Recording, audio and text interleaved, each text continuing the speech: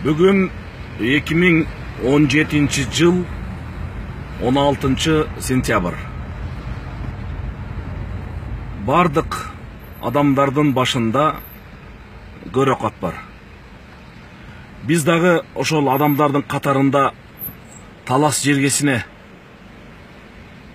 жакшылыкты аркалап жолго чыкканбыз. Сосновкадагы тосмодон өткөндөн кийин эле бир 20 минутадан кийин машиналар биринин артына бири тизилип, капчыгайдын ичинде бир машина, май ташыган машина күйүп жатыр деген кабарды угуп, 2-3 саат күтүүгө туура келди. Айтайын дегеним, 2-3 сааттын ичинде бир машинадагы өрттү өчүрө албасак,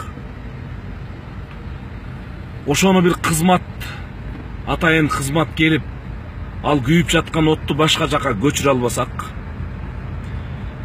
машинанын ичинде кыйналган ооругандар бар, шашылгандар бар, аларды жолго түшүрүп кетире албасак,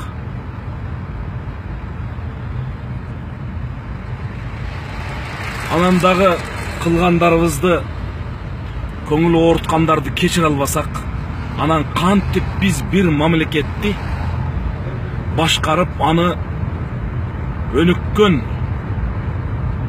элдин катарына кошобуз деп даана так айта алабыз.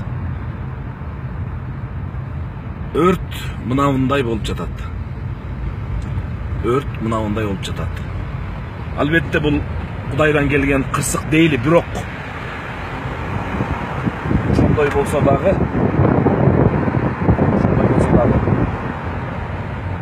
кызматтар келип ушуну тездетсе болот эле деген гана жакшы ой тилек. Көңүл бурганыңыздарга рахмат.